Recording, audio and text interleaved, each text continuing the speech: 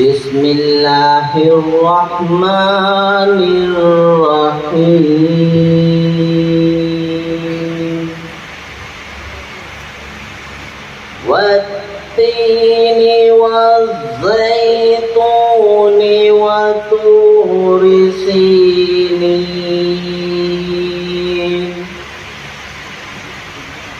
वहाज़ल बलदिल अमीन। जिनके ख्यालात की कहकशां, जिनके अफकार के नगीने, जिन्होंने सर्द गर्म थपड़ों को बर्दाश्त करके आज इस मुकाम को हासिल किया। अगर एक शेर में मैं ये बात कहूँ कि उनको हम सालार कारवां इसलिए मुकर्रर करेंगे, शायर ने क्या खूब कहा कि वहीं से काफिले वालों मुझे आवाज़ दे लेना जहाँ से रास्ते में कोई दुश्वारी नजर आए। मैं आज के इस बहुत ही खूबसूरत प्रोग्राम की सदारत के लिए उसकी जिम्मेदारी के उनका इंतखाब कौन करे और किस शख्सियत के हिस्से में वो सदारत है आज के प्रोग्राम की, मैं एक महीने बावकार अगर यह हकीकत है कि आफताब मगरिब से तुलू और मशरिक में गुरूब नहीं हो सकता, इसी तरीके से मछली खुश्की में और परिंदे दरिया में ज़िंदा नहीं रह सकते, नबातात पानी के बगैर सरसब्ज़ व शादाब नहीं रह सकते, इंसान ज़मीन छोड़कर समुंदरों में आबाद नहीं हो सकता। इसी तरीके से कोई भी कारवा मीर कारवा के बगैर मंजिल की जानिब कशा कशा रवा दवा नहीं हो सकता। किसी शायर ने कहा था कि अपने अपने हौसले अपने पसंद की बात है, अपने अपने हौसले अपने पसंद की बात है, चुन लिया हमने तुम्हें सारा जहां रहने दिया। आज के इस बामकसद तहनीती और जब तक जो है शहर अज़ीज़ का एक मखसूस तबका जो है इस पॉइंट को सामने रख करके अगर कुछ एक्टिविटी करता है, अमली तौर पर जो है मैदान में उतरता है, तब कहीं जा करके जो है हम उसके पॉजिटिव असरात देख सकते हैं। हमको इनको इन आदतों से निकाल कर जो है स्पोर्ट्स लाइन में लाना, वर्जिश और तालीम की तरफ जो है इन लोगों को मोड़ना, ये कुछ अफराद जो है हमारे शहर के अंदर ऐसे होने चाहिए। मैं अफसोस के साथ कहता हूँ कि हमारे पास ऐसी कोई सोसाइटी नहीं है जो मुस्तकिल जो है इसके ऊपर काम करे। गुज़िश्ता साल जो है बॉडी बिल्डर्स लोगों ने जो है निकाले थे, नशा मुखालिफ मुहिम चलाई थी, रैली निकाली, शहर के अंदर घूमते रहे, एक मोर्चा निकाला, उस जंग को छेड़ा लेकिन उसका इख्तिताम नहीं कर सके। थक करके जो है एक तरफ लोग बैठ गए। और आज जिस तेज़ी के साथ जो है हमारे समाज को ये नासूर बन करके जो है ख़त्म कर रहा है, ये बहुत सोचने वाली बात है। और सबसे ज़्यादा अफसोस की बात ये है कि आज हमारे स्कूल कॉलेज के तलबा जो हैं, तालिबात भी इसके अंदर जो है मुलव्वस होते चले जा रहे हैं। हमको इस बात पर संजीदगी से गौर करना है। अगर ज़हनी कैफियत सही रहे, इनकी जहनसाजी रहे, जहनसाजी की जाए, तो मैं समझता हूँ अगर नहीं 100 तो 2, 4, 5 भी अगर जो है राह रास्त पर आ जाते हैं तो हमारी मेहनत का एक अच्छा जो है फल वो हमारे सामने आ सकता है। रही बात स्पोर्ट्स, जो आज दुनिया का मकबूल तरीन शोबा है, और जो स्पोर्ट्समैन हैं वो अपनी ज़िंदगी के अंदर जो है अपनी क्वालिटी, अपनी बेहतरीन सलाहियत, उसको सही समत में अगर मोड़ करके जो है खेल के किसी शोबे के अंदर जो है उरूज तक पहुंचता है, तो जहां गवर्नमेंट इन लोगों को सहूलत देती है, वहाँ इन बच्चों को बहुत सारे NGOs हैं, और गवर्नमेंट के डिपार्टमेंट्स जो हैं ऐसे खिलाड़ियों को अडॉप्ट करती है। बहुत सारी कंपनियां जो इन ऐसे खिलाड़ियों को लोग जो है चुन लेती है और वो अपनी कंपनी, अपनी सोसाइटी, अपने डिपार्टमेंट की तरफ से जो उन लोगों को मौका दिया जाता है और बल्कि मौका के साथ साथ जो उनको बेहतरीन हैंडसम सैलरी भी मिलती है।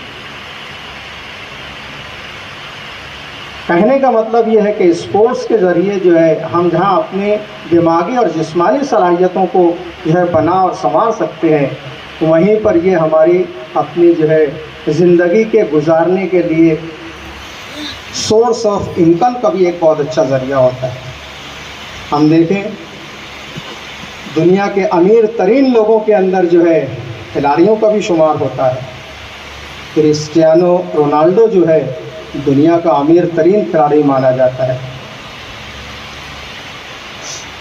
इस तरीके से ये अपने अपनी कंट्रीज़ के एम्बेसडर भी मुंतखब किए जाते हैं। दूसरे ये कि इन लोगों का एक एडवर्टाइजमेंट जो है लाखों डॉलर्स का होता है, जो एक साल के एडवर्टाइजमेंट के लिए लाखों डॉलर्स इन लोगों को मिलते हैं। तेंदुलकर है, रोहित शर्मा है, हमारे खिलाड़ी सानिया मिर्ज़ा वगैरह, ये सारे खिलाड़ी जो हैं अपने खेल इस फील्ड के अंदर जो है तरक्की करके जो है मुल्क का भी नाम रोशन किया, अपना नाम रोशन किया और वहीं पर जो है इनकी आसूदा ज़िंदगी का एक बहुत बड़ा अच्छा ज़रिया जो है स्पोर्ट्स भी उनके लिए रहा। तो हम यहाँ पर जितने लोग हाजिर हैं, जो जिस शोबे से हैं, जिनकी ज़ेर निगरानी बच्चे हमारे तलबा हैं, हम उनको मोटिवेट करें अपनी सेहत को बनाने की तरफ और तालीम से इनको वाबस्तगी दिलाएं, क्योंकि तालीम के बगैर जो है हम अधूरे हैं। इसलिए मेरी दरख्वास्त, हम बातें बहुत हैं हमारे करने के लिए, लेकिन मैं आपसे दरख्वास्त सिर्फ यही करूँगा कि हम अपने बच्चों को जो है बेहतरीन तालीम दें, सेहतमंद बनाएं और सेहतमंद माहौल भी उसी तरीके से तैयार होगा जब हर फर्द अपने तौर से अपने आप को पहला जो है मरकज़ बनाए और वहाँ से जो है वो शुरुआत करे, तो इंशाअल्लाह जो है हमारा समाज जो एक सेहतमंद समाज हो सकता है। शुक्रिया। आली जनाब इसाक शेर दरीवाला साहब, साहिब एजाज डॉक्टर प्रोफेसर रिजवान खान अमानुल्लाह खान साहब, स्टेज पर और सामने बैठे हुए शहर की मौजूद शख्सियत, ज़ुबैर सर ने इतना बामकसद यहाँ पर जुमलों के साथ अपनी बात रखी। अल्हम्दुलिल्लाह यहाँ पर हाज़रीन के लिए सोचने का मुकाम है। उनको अपनी जानिब से बहुत बहुत मुबारकबाद देता हूँ। इलाज दर्द दिल तुमसे मसीहा हो नहीं सकता, इलाज दर्द दिल तुमसे मसीहा हो नहीं सकता, तुम अच्छा कर नहीं सकते, मैं अच्छा हो नहीं सकता। तुम्हें चाहूँ, तुम्हारे चाहने वालों को भी चाहूँ, मेरा दिल फेर दो, मुझसे ये झगड़ा हो नहीं सकता। सदर मजलिस इसाक से और सामीन इकराम, जमील क्रांति साहब, सिराज बिलाल साहब, ताख़ीर से आने के लिए माफ़ी चाहता हूँ। कोई ताख़ीर तो कुछ बाइस ताख़ीर भी था, लेकिन आज इस महफिल में मेरा आना इसलिए भी ज़रूरी था कि मुझे लोग फ़ोन कर कर के बोल रहे हैं क्या डॉक्टर साहब मुबारक को। मैंने बोला क्यों? बोले साला डॉक्टर हो गया।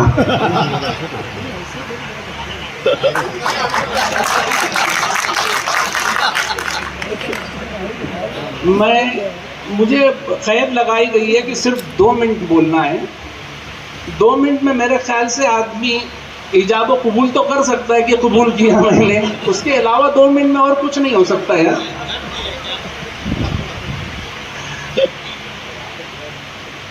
रिजवान सर के लिए एक शेर अभी रास्ते में मेरे जहन में आया कि आईने से तो मायूस लौट आया था, आईने से तो मायूस लौट आया था, किसी ने मुझको बताया बहुत हसीनों में। बहुत सारे लोग मुझे फ़ोन करके ये भी पूछ रहे हैं कि सर मालेगांव में पहला कोई पीएचडी हुआ है क्या? वाकई में मुझसे सवाल पूछा जा रहा है, क्योंकि जिस तरीके से रिजवान सर का एजाज़ हो रहा है तो ऐसा लग रहा है शायद मालेगांव से किसी ने पहली मर्तबा पीएचडी किया है। तो मैं आपको बता दूं कि वाकई में मालेगांव के रिजवान सर जो है पहले हैं जिन्होंने स्पोर्ट्स के ऊपर पीएचडी किया। स्पोर्ट्स, और उन्होंने जो हम लोगों को बचपन में सिखाया गया था कि पढ़ोगे लिखोगे बनोगे नवाब, खेलोगे कूदोगे बनोगे खराब, तो उन्होंने उस यानी रिवायत को गलत साबित कर दिया है कि खेलने कूदने से भी नवाब बना जा सकता है। बल्कि अब तो ऐसा लगता है कि खेलने कूदने वाले ही बहुत आगे जा रहे हैं और पढ़े लिखे ग्रेजुएट्स तो वड़ा पाव बेच रहे हैं। हमारे मुल्क में वड़ा पाव बिकते हैं और खेलने कूदने वाले जो हैं आज बहुत आगे चले जा रहे हैं। कभी कभी मुझे अफसोस होता है कि काश के खेल कूद में थोड़ी सी तवज्जो देता तो आज इसी तरीके से मेरा भी एजाज़ हुआ होता है। मैं भी डॉक्टर बना था लेकिन बखुदा ऐसा एजाज़ मेरा नहीं हुआ था जिस तरीके से रिजवान सर का एजाज़ हो रहा है। उसकी वजह है कि उनके शहर के अंदर रिजवान सर की जो इमेज है वो एक सियासतदान की हैसियत से भी है, लेकिन एक ऐसा सियासतदान जिसके नाम के साथ सर लगा हुआ है। कोई भी सर, आज तक किसी ने मेरे ख्याल से कोई उसको सिर्फ रिजवान खान नहीं बोलते हैं, रिजवान सर के नाम से याद किया जाता है। और उसकी वजह सिर्फ ये है कि वो न सिर्फ सियासतदान हैं बल्कि एक प्रोफेसर भी हैं, कॉलेज के प्रोफेसर भी हैं। हालांकि ये उस रिवायत को भारत इंडिया यानी आप जो भी कहो उसकी रिवायत को इन्होंने तोड़ दिया है। हमारे यहाँ पर सियासतदान जो है उसका शेवा होता है कि वो जाहिल होता है, जो जितना बड़ा जाहिल होता है वो उतनी बड़ी पोस्ट पर होता है। और अगर साथ में कोई छोटा मोटा काम जैसे चाय वाय वाला हो तो प्राइम मिनिस्टर भी बन जाता है, नहीं तो उसी हिसाब से लोगों को रुतबे दिए जाते हैं। मिनिस्टर्स को जो है जितना बड़ा जाहिल होगा उतनी बड़ी पोस्ट दी जाती है और उसके अंडर में काम करने वाले सारे IAS officer, highly qualified officers उनके अंडर में काम करते हैं। तो हमारे बच्चे कभी कभी सोचने पर मजबूर हो जाते हैं, जब अगर कोई गौर करेगा कि क्या हमें पढ़ लिख कर आईएएस ऑफिसर बनना है और इन जोहला के अंडर में काम करना है, या जाहिल रहकर सियासत में जाना है और अपने अंडर में आईएएस ऑफिसर्स को काम करवाना है, उनको ऑर्डर देना है। कभी कभी सोचने पर मजबूर हो जाता है। मेरे ख्याल से वो सिर्फ हमारे हिंदुस्तान का शेवा है कि हमारे यहाँ सियासतदान जो है उसके लिए कोई क्वालिफिकेशन होना चाहिए। मेरे ख्याल से उसके लिए कोई क्राइटेरिया होना चाहिए कि कम से कम ग्रेजुएट होना चाहिए, ग्रेजुएट हो पोस्ट ग्रेजुएट हो तभी उनको पोस्ट मिलनी चाहिए। लेकिन हमारे हिंदुस्तान के अंदर जो है जहालत क्राइटेरिया है। आज आप देख रहे हैं कि जिस तरीके से लोग मिनिस्टर्स कैसी बातें करते हैं, तारीख का तोड़ मरोड़ कर देते हैं, सिकंदर आजम और न जाने कितनी जहालत की बातें करते हैं कि हमें अफसोस होता है।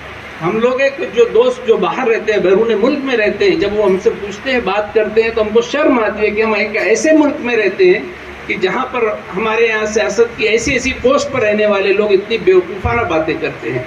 तो ऐसे माहौल में एक सियासतदान का पीएचडी कर लेना वाकई बड़ी बात है। मैं मुबारकबाद देता हूँ रिजवान सर को, बहुत बहुत मुबारकबाद देता हूँ, अपनी तरफ से मुबारकबाद देता हूँ। अजीज़ नबील का एक गज़ल के चंद अशार याद आ रहे हैं कि बेसबब ही सही आवाज़ उठाओ तो सही, बेसबब ही सही आवाज़ उठाओ तो सही, अपने होने का कुछ एहसास दिलाओ तो सही। सांस लेता हुआ रंग नजर आएगा, तुम किसी रोज़ मेरे रंग में आओ तो सही। जिंदगी जिस्म के बाहर भी नजर आए कभी, जिंदगी जिस्म के बाहर भी नजर आए कभी, कोई हंगामा सरे राह उठाओ तो सही। हौसला है तो जजीरा भी तुम्हारा होगा, हौसला है तो जजीरा भी तुम्हारा होगा, कश्तियाँ खौफ की साहिल पे जलाओ तो सही। तो रिजवान खान ने आज अपनी कश्तियाँ जला दी हैं। और आज ये जो बहुत सारे लोग सोच रहे होंगे कि इतने एजाज़ तहनीती प्रोग्राम हो रहे हैं, ये क्यों हो रहे हैं, यानी कभी कभी ऐसा लगता है कि ये कहीं कमजोरी का मुजाहरा तो नहीं है, लेकिन मैं समझता हूँ कि इससे जो हमारे बच्चों को मोटिवेशन मिलेगा, जो इंस्पिरेशन मिलेगा कि यार हमें भी पढ़ना चाहिए इस तरीके से, और पढ़ा जा सकता है। मैं आपको बता दूं कि रिजवान खान सर जो है ये बहुत ज़हीन नहीं है। मैं आपको एकदम खुलकर बोल रहा हूँ कि बहुत ज़हीन नहीं है वो। हमारे जितने भी उनके भाई बहन, उनमें सबसे कम ज़हन वाले अगर बोले जाएंगे तो रिजवान खान थे। उनके भाई बैठे हैं मेरे सामने, वो और खुद रिजवान भी उसको एक्सेप्ट करेगा कि यार मैं भाई बहनों में सबसे मार्क्स जो है सबसे कम मेरी आती थी। लेकिन कोई शख्स अगर सिर्फ ज़हनत की बुनियाद पर कोई मुकाम पाता है तो उसके अंदर उसका क्या कमाल है, मैं पूछना चाहता हूँ। कोई शख्स जो है, अल्लाह ने खुदादाद चीज़ है, किसी को ज़हनत दी है और अगर वो कोई मुकाम पाता है तो कौन सा कमाल किया उसने? मैं समझता हूँ कि उसने कोई कमाल नहीं किया। लेकिन अगर किसी की ज़हनी इस्तेताअत उसकी नहीं है, उसके बावजूद भी अगर वो कोई चीज़ अचीव करता है तो क्रेडिट उसको जाना चाहिए। और मैं इसीलिए उनको मुबारकबाद देता हूँ कि उनकी इस्तेताअत नहीं थी, सिर्फ मेहनत और जिसको बोलते हैं परसिवेरेंस। आप किसी चीज़ के पीछे लग जाते हैं और जो काम करना चाहते हैं। मैं देख रहा हूँ कि जब रिजवान खान को मैंने देखा है कि उनको ऐसा लगा कि शायद सियासत में जाना चाहिए, तो एक्चुअली उनका सियासी बैकग्राउंड नहीं था, उनका कोई सियासी बैकग्राउंड नहीं था। लेकिन जब सियासत में आए तो उन्होंने उस फील्ड में भी अपना लोहा मनवाया। तालीम में आए तो प्रोफेसर बने और आज PhD भी बन चुके हैं।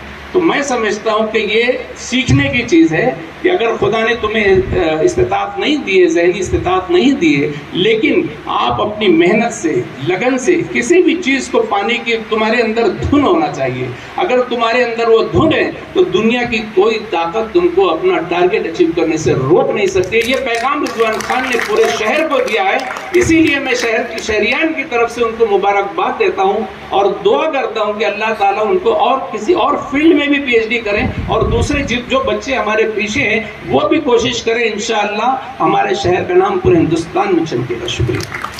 स्टेज पे बैठे हुए हजरात जो मेरे लिए भी बहुत मोतबर है, जमील क्रांति साहब हो, सिराज दुरार साहब हो, डॉक्टर सईद फौरानी साहब हो, हमारे कमरुद्दीन भैया जो हमारे उर्दू घर के कोऑर्डिनेटर भी है, मिसिंग ग्रुप के हमारे जिम्मेदार भी है, और मेरे सीनियर प्लेयर जो इस कॉलेज में मुझसे आगे भी थे, जिनको हमने खेलते देखा, मालेगांव स्कूल के साबिक प्रिंसिपल जुबैर सर, हमारे शफीक पीटर साहब, और सामाइन में भी जो मेरे काफ़ी सीनियर और काफ़ी मोतबर बैठे हमारे मसूद भाई साहब, हमारे आसिफ सुबानी साहब है, डॉक्टर अंजुम साहब हैं, मानव समाचार के हमारे अनु पीटर साहब हैं। मैं आप सबका शुक्रिया अदा करता हूँ कि आप लोगों ने मेरे लिए इस्तेक़बालिया प्रोग्राम रखा। हमारा मिसिंग ग्रुप हो कि हमारे शहर के स्पोर्ट्समैन हजरात जो यहाँ पे बड़ी तादाद में यहाँ पे जमा है, मैं आप सबका शुक्रिया अदा करता हूँ कि आप लोगों ने मेरे हौसला अफजाई के लिए ये मेरे लिए जो प्रोग्राम रखा, मेरे प्रोग्राम में आप सब जो आए। स्पोर्ट्स के ताल्लुक से तो एक बात मैं बोलूँगा कि आज का जो दौर है, आज जो हालात है, इसके अंदर आदमी मेंटली फिज़िकली दोनों स्ट्रॉन्ग होना चाहिए। मेंटली फिज़िकली दोनों स्ट्रॉन्ग होना चाहिए। हेल्दी माइंड हेल्दी बॉडी, ये तो है। आज कमज़ोरी के यहाँ पे चलन बर्दाश्त नहीं लोग कर पाते, और मेरे वालिद साहब हमेशा बोला करते थे और हम भी हमेशा उनसे सुना करते थे कि कमज़ोर आदमी हर रिश्ता कमज़ोर कर देता है। कभी आदमी कमज़ोर है तो वो बेटा भी कमज़ोर है, शौहर भी कमज़ोर है, भाई भी कमज़ोर है। तो इसलिए आदमी ने पहली बात तो अपने आप से मोहब्बत करना चाहिए, अपन खुद स्ट्रांग होना चाहिए। आप स्ट्रांग रहेंगे, आप मेंटली फिज़िकली आप उसको अच्छा डेवलप करेंगे। स्पोर्ट्स की बात जो है कि स्पोर्ट्स के अंदर हर किसी ने खेलना चाहिए और टीम गेम खेलना चाहिए। मैं तो ये भी बोलूँगा, इंडिविजुअल या एथलेटिक या रनिंग ये तो ठीक है अपनी जगह एक कंपटीशन के तौर से, मगर एक टीम गेम खेलना चाहिए जिसके अंदर आदमी मेंटली प्रिपेयर्ड होता है। और एक 20 मिनट का गेम हो, वो बास्केटबॉल हो या तुम्हारा कबड्डी हो या हैंडबॉल हो या क्रिकेट का एक मैच हो, वो मैच के अंदर आदमी एक मैच के अंदर जीत की वो खुशी भी देखता है, हारने का गम भी देखता है। मैच इक्वल हुए तो उसका टेम्परामेंट भी उसको आता है कि मैच इक्वल पे चल रहा है, उसको जीता किस तरह गए, या हारा हुआ मैच है तो उसको किस तरह जीता जाए। तो ये प्रैक्टिकली लाइफ के अंदर तुम्हारे काम में आता है। और ये आज जो मैं यहाँ पे हूँ, और ये मेरे सिर्फ स्पोर्ट्स की वजह से हूँ। ज़िंदगी के अंदर मैंने बहुत अप एंड डाउन देखे हैं, बहुत उतार चढ़ाव मैंने देखा है, मगर ये खेलने का जो मेरा टेम्परामेंट था वही मेरे काम आया। बहुत खुशियाँ भी मैंने देखा है तो वो बर्दाश्त भी किया, बहुत गम भी आए, वो भी मैंने उसको स्टेबिलिटी से लिया और अल्हम्दुलिल्लाह आगे बढ़ते आया हूँ। हार हुई तो उसका गम मना के घर भी नहीं बैठा हूँ, दुख हुआ तो उसके वास्ते मैं डिप्रेशन में भी नहीं आया हूँ। ये सिर्फ स्पोर्ट्स से आता है और नौजवानों को खेलना इसीलिए कंपलसरी किया है। अभी न्यू एजुकेशन पॉलिसी आई है, हमारे स्कूल के जिम्मेदारान भी बैठे हैं, उसके अंदर हर बच्चे को खेलना ज़रूरी है। कॉलेज के अंदर जो बच्चा एडमिशन लिया है वो बिना स्पोर्ट्स में पार्टिसिपेट करे उसको तुम पास नहीं कर सकते। अभी हमारे पॉलिसी हमारे आ गई है और हमको हर बच्चे का एग्ज़ाम लेना ही पड़ता है, उसका फिटनेस टेस्ट भी लिया जाता है, कौन से गेम में वो पार्टिसिपेट किया है, नहीं किसी बड़े लेवल पे तो कम से कम इंटर क्लास में उसको खेलना है। इसीलिए बनाया गया है कि बच्चे मेंटली स्ट्रांग हो और वो मसरूफ़ रहे। पहले एक टाइम था जब मैं स्कूल में था, मैं भी मालिंगा स्कूल से पढ़ा हूँ, उस वक्त तो ऐसा था कि बच्चे सुबह में भी खेलते थे, शाम में भी आके खेला करते थे।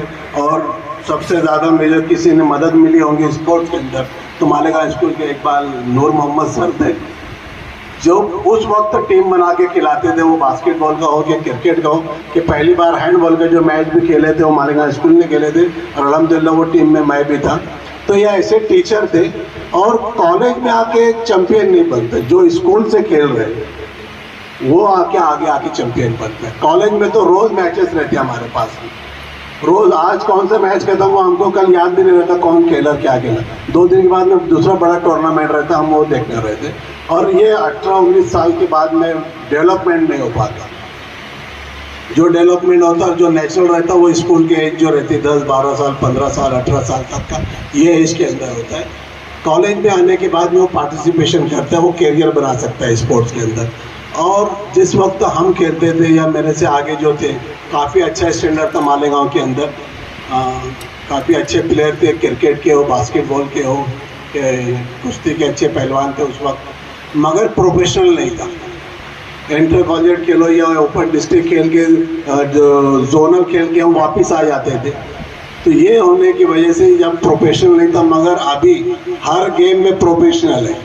जो क्रिकेट खेल रहा है वो उसके अंदर कैरियर बना सकता है, जो बास्केटबॉल खेल रहा है उसके अंदर वो कैरियर बना सकता है, कबड्डी के अंदर कंटिन्यू लीग साल भर चल रही है और सब अल्हम्दुलिल्लाह पैसा कमा रहे हैं। क्रिकेट के अंदर IPL खेला है वही पैसे वाला है, ऐसा नहीं है। जो डिस्ट्रिक्ट के लीग्स में खेल रहे हैं उनको भी पैसा मिल रहा है।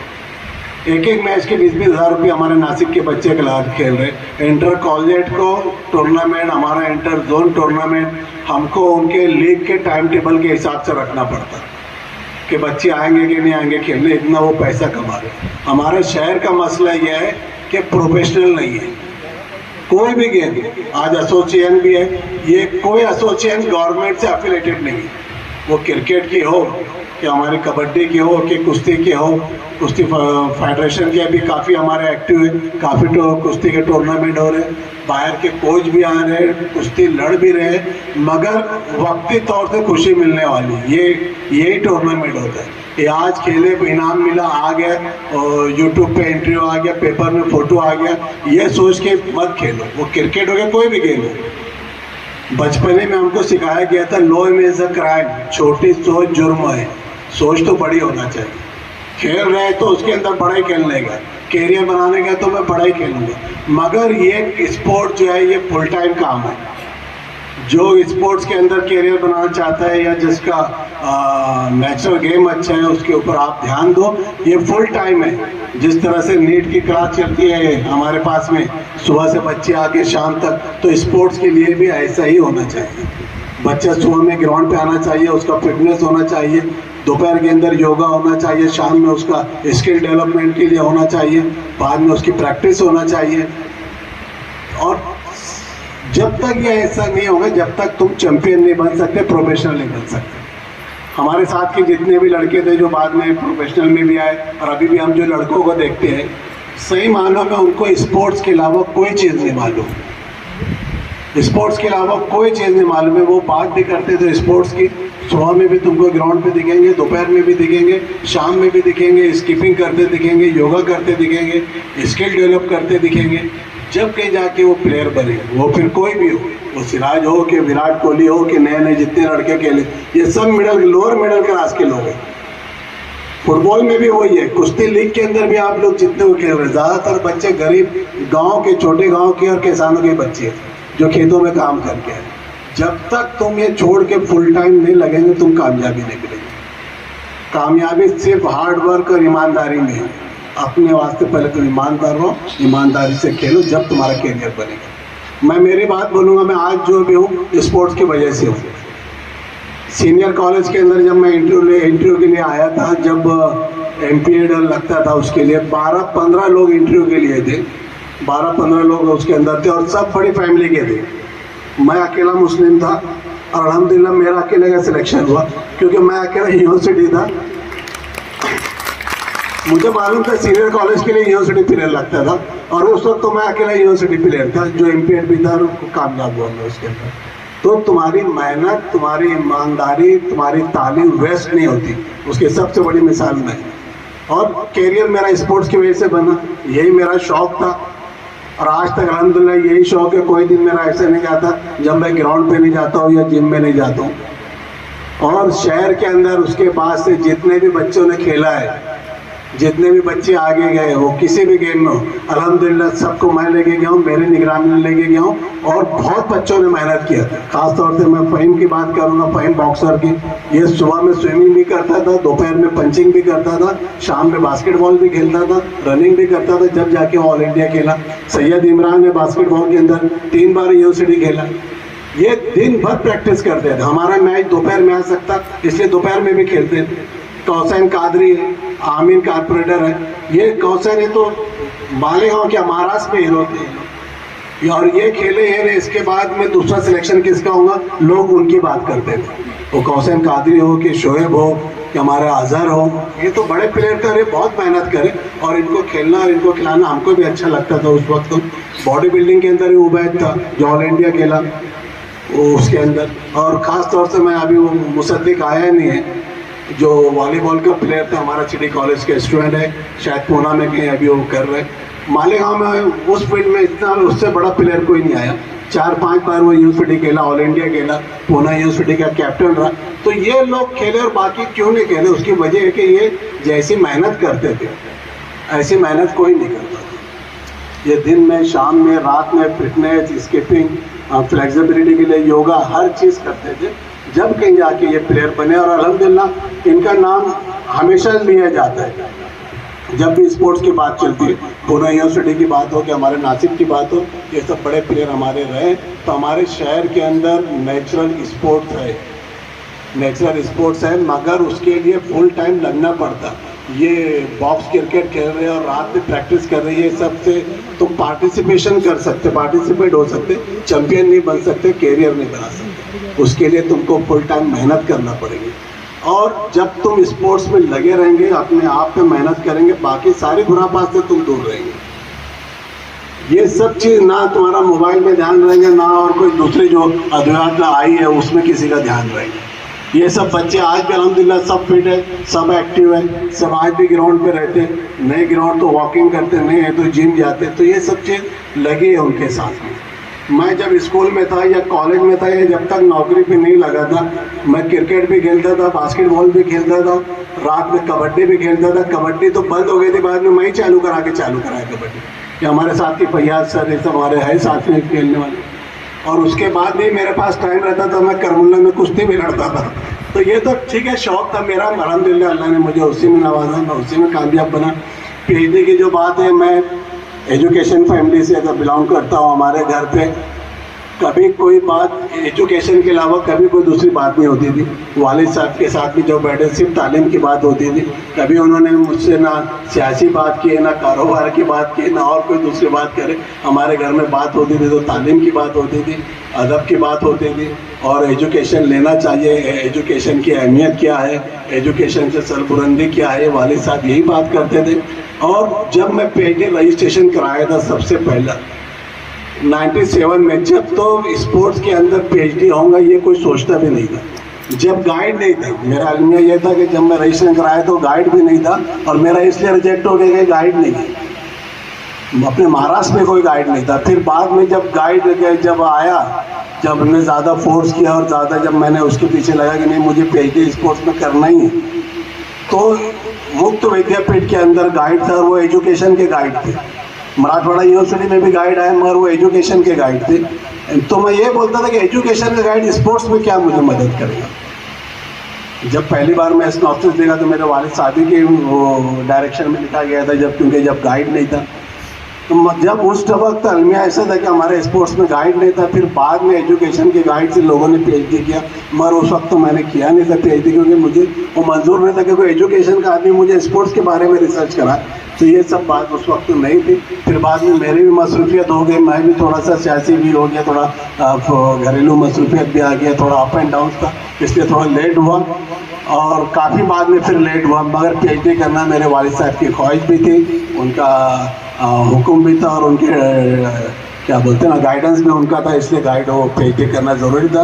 वो हमेशा बोलते थे एजुकेशन हाईएस्ट डिग्री होना, अब तुम प्रोफेसर है तो तुम्हारे पास में उसकी हाईएस्ट डिग्री होना चाहिए। इसलिए अल्हम्दुलिल्लाह मैं पीएचडी किया। पीएचडी करने से मुझे एक बात सबसे अच्छी जो हमारे शहरियान की लगी कि हर कोई आके मेरा इस्तेकबाल किया, कॉलेज में आके किया, किसी ने घर पे आके किया, कोई ऑफिस में आकर करा, कोई जिम में था तो मैं जिम में आके करा। ऐसे लोग भी करे जो सियासी तौर से भी मेरे मुखालफिन भी थे, कोई नज़रियाती तौर से भी मुखालफिन थे, मगर वो सब ने आके मेरा इस्तेकबाल किया और आके सब ने इसकी तारीफ़ करी। एक बात समझ में आई कि लोग तालीम को पसंद करते और लोगों को तालीम याफ्ता देखना चाहते। तो ये हमारी तुम्हारी सबकी जिम्मेदारी है कि हमने तालीम हर किसी तक जाना चाहिए, आला से आला तालीम तक लोगों तक पहुंचना चाहिए। हमारा शहर मस्जिद मीरानों का शहर था, कभी अदब का शहर था, कभी शायर व अदीबों का शहर था, मगर आज हमारा शहर तालीम का भी सेंटर हो गया। 50-55 लोग MBBS के अंदर हमारे पास एडमिशन लेते थे, आज अल्हम्दुलिल्लाह 60 इस साल शायद 70 बच्चों ने MBBS में एडमिशन लिए। तो हमारे शहर के लिए बहुत एजाज़ की बात है। हमारे शहर में नेचुरल टैलेंट बहुत है, वो तालीम की बात हो कि स्पोर्ट्स की बात हो कि हमारा क्रिएटिव माइंड हो, कि हमारे शहर में बहुत है, इनको प्रॉपर होना चाहिए। और सबसे अच्छी बात है कि हमारे पास कोई अच्छा काम करे तो शहर उसकी सराहना भी बहुत करता है, ये हमारे लिए सबसे अच्छी बात है। मैं खाली एक ही बात इसके अंदर बोलूँगा कि इसके अंदर आप सब अपनी जिम्मेदारी समझना चाहिए, स्कूल के वो टीचर हो कि हमारे लिए एक आम शहरी हो, कि हमारे शहर के नौजवानों को तालीम के साथ जोड़ना चाहिए। खाली तुम खेलेंगे इससे कुछ होने वाला नहीं, तुमको साथ में तुम्हारी तालीम भी रखना पड़ेगी। मैं यूनिवर्सिटी खेला या ऑल इंडिया खेला, मेरा वो काम जब आया जब मैं MPED भी किया था और फर्स्ट क्लास में भी था। सीनियर कॉलेज के लिए फर्स्ट क्लास MPED लगता है और यूनिवर्सिटी प्लेयर लगता है या नेशनल प्लेयर लगता है। तो मैं यूनिवर्सिटी प्लेयर के साथ में फर्स्ट क्लास में पास हुआ था, इसलिए मुझे जॉब मिला। और नौजवान लड़कों ने पढ़ना चाहिए। अभी भी जो मैं देख रहा हूँ लिस्ट, वो मेडिकल की हो या तुम्हारा अभी जो हमारे पास PG में जो एडमिशन हुए MSc में 70% लड़कियाँ हैं, 70% लड़कियों का एडमिशन हो रहे हैं। तो ये लड़कों ने, नौजवान लड़कों ने इसमें ध्यान देना चाहिए। नौजवानों ने मोबाइल या दूसरी और भी जो खुराफात है उससे दूर होना चाहिए। और हमारे इसके अंदर पहले ही हमको बताया गया था कि मैं आर्ट फैकल्टी का हूँ कि पहले आदमी जो है ना अपने आप से प्यार करे, उसके बाद तुम सबके लिए अच्छे। तुम कामयाब हो जाओ, तुम बेटे भी अच्छे हैं, बाप भी अच्छे हैं, शौहर भी अच्छे हैं और भाई भी अच्छे हैं। तुम ही नाकाम है तो फिर तुम हर जगह से तुम नाकाम होने वाले। तो तुम पहले खुद सेल्फिश थोड़ा सा सोचो। स्पोर्ट्स के अंदर हमारे कोच यही बोलते थे कि तुम पहले सेल्फिश बनो। तो पहले 50 रन मारेगा तो तेरी टीम के 50 रन बढ़ेगा। तो बहुत पहले बॉल पे छक्का मारा और दूसरे बॉल पे आउट हो गए तो ये टीम के लिए नुकसान है। तुम पहले अपना खेलो, पहले अपना सेटल हो। तुम बॉलिंग डाल रहे तो तुम पहले विकेट लेने के लिए बॉल डालो। तुमने एक ओवर मेडन डाला वो इतना अहम नहीं है, तुम एक विकेट लिए ये अहम है। बास्केटबॉल खेल रहे हो, तुम अटैम्प्ट कितना करते? तुम 10 अटैम्प्ट करेंगे तो कम से कम 5 काउंट होगा, तुम 5 ही अटैम्प्ट करेंगे तो 2 काउंट होगा। तो ये सब बातें जो है ये पर्सनल लाइफ के अंदर उसको इम्प्लीमेंट करना चाहिए। ये सोच, ये थिंकिंग जो है ना ये पर्सनल लाइफ में आना चाहिए। और ये सिर्फ स्पोर्ट्स से आते हैं। स्पोर्ट्स खाली एक गेम है या एक खाली खेल नहीं है, एक पूरी पर्सनैलिटी है। मगर तुम उसको सीरियसली लेके करो और उसको कैरियर बनाने के लिए करो। और स्पोर्ट्स के अंदर हमको बोला ही जाता था कि तुम जीत जाओ, तुम जीत जाओ, फिर सब चीज़ आदमी भूल जाता है। वो किसने कैच छोड़ा या किसने मिस किया या कौन रन आउट कराया, वो सब कुछ काउंट नहीं होता। तुम हार गए तो तुम अच्छा भी खेले तो बोलते वो बैटिंग स्लो किया, तुमने विकेट भी लिया तो बोलते कि उसने रन ज़्यादा दिया। तो ये नेगेटिव बात जब आएंगे जब तुम हारेंगे या नाकाम होंगे। तो तुम पहले मैच जीत जाओ, वो किसी भी तरीके से मैच जीतो। कोच हमारे सीधे सीधे बात ये बोलते थे नंदन नगर कोटी बहुत बड़ा कोच था, जिसकी वजह से मेरे को काफ़ी फ़ायदा मिला मेरे यूनिवर्सिटी खेलने के अंदर भी। उसकी ये सारी बातें थी, और तुम कामयाब हो जाओ, नाकाम हो के मुँह मत दिखाओ। और ये बात हमने पर्सनल ज़िंदगी में भी सीखा कि नाकाम हो के माँ बाप को मुँह नहीं दिखाना, हमको कामयाब होना। तो ये हार जीत, अच्छा बुरा, ये स्पोर्ट्स से आती है, और बर्दाश्त करने की ताकत और दिमाग और दिल जो मजबूत होता है वो स्पोर्ट्स से आता है। एक मैच के अंदर तुम्हारा अप एंड डाउन सब आप देखते हैं। ज़िंदगी के अंदर मेरा वही काम आया, वही मैं सीखा। और मैच भी खेलने हम जाते थे, जो पहले लगता था कि जुबैर सर बैठे, हमारे फरीद परानी बैठे, कि सीनियर लोग हमको पहले ही बताते थे कि वो पूना के बैट्समैन रहते, बॉल डाले कि वो ऐसा मारते, या वो जरा भी शॉर्ट पिच मिला तो वो स्क्वायर कट करते या पुल करते, मगर खेलना तो है। और हमने खेला, अल्हम्दुलिल्लाह हर जगह कामयाब हुए। तो यही बात मुझे कभी डर नहीं लगी। राजकारण में आने का था, जब भी लोगों ने मुझे डराया, समझाया, मना किया, मगर मुझे लगता था कि मैं हर चीज़ फेस करूँगा, और इसीलिए अल्हम्दुलिल्लाह मैं कामयाब हो गया। मेरे में हिम्मत थी। बिजनेस में भी आए, कामयाब हुए, अच्छा बुरा जो भी होगा हम कामयाब होंगे। अल्हम्दुलिल्लाह हम कामयाब हुए। तालीम में है, उसमें कामयाब है, अल्लाह ने हर जगह नवाजा। अल्लाह का बहुत बहुत शुक्रिया अदा करता हूँ। और सबसे बड़ी बात है, मेरे माँ बाप की दुआएं थी मेरे साथ, खास तौर से मेरे वालिद साहब की। आज जो मैं उनकी वजह से हूँ यहाँ पर। मैं मिसिंग ग्रुप, हमारा जो ग्रुप है काफ़ी एक्टिव है, उसका शुक्रिया अदा करता हूँ कि उन्होंने शाया निशान प्रोग्राम रखा मेरे लिए और शहरियान के लिए। मैं आप सबका शुक्रिया अदा करता हूँ। मिसिंग ग्रुप की जिम्मेदारी अब काफ़ी बढ़ गई है। एक हमारे जो छोटा सर्कल जो था, हम हमेशा मिलते थे और किसी का आपस में इस्तेकबाल करते थे, या किसी की बच्ची पास हुई या किसी को कोई एजाज़ मिला उसके लिए करते थे। अब शहरियान की उम्मीद हमसे ज़्यादा है। हमको सामाजिक काम में भी आगे आना पड़ेगा, और ख़ास तौर से तालीमी काम में भी हमको आना पड़ेगा। और मैं एक जिम्मेदारी से इसलिए बोल रहा हूँ कि ग्रुप का एडमिरल मैं हूँ। ज़्यादातर लोगों ने आके मुझे बोला, और काफ़ी हमारे साथ के लोग इसके साथ में जुड़ना चाहते हैं। ग्रुप को थोड़ा वसी करना पड़ेगा, और हमारे तक जब तक हम थे जब तक ठीक, मगर अब शहरियान की उम्मीद हमसे बढ़े। और हमारे जो शुरुआत में जब हमने बनाए थे, खलील वकील साहब भी इसके अंदर थे, जो भी हमसे दूर हो गए, उनका इंतकाल हो गया। और उस वक्त हमारी बात होती है हमको शहरियान को कुछ देना है, ख़ास तौर से तालीमी फील्ड के अंदर। तो इंशाल्लाह उसके अंदर हमारा मिसिंग ग्रुप आगे उसके लिए भी काम करेंगे, और जैसे जहाँ शहर की ज़रूरत पड़े मिसिंग ग्रुप इंशाल्लाह हम हमेशा साथ रहेगा। मैं मिसिंग ग्रुप का भी शुक्रिया अदा करता हूँ, और हमारे स्टेज पे आए मेहमान का भी शुक्रिया अदा करता हूँ। बड़ी तादाद में हमारे स्पोर्ट्समैन प्लेयर सामने आए, मैं आप सबका शुक्रिया अदा करता हूँ। शुक्रिया सर, थैंक यू। क्योंकि टाइम बहुत हो गया है, शादी भी आज 2-3-4 जगह, सबको आना जाना है।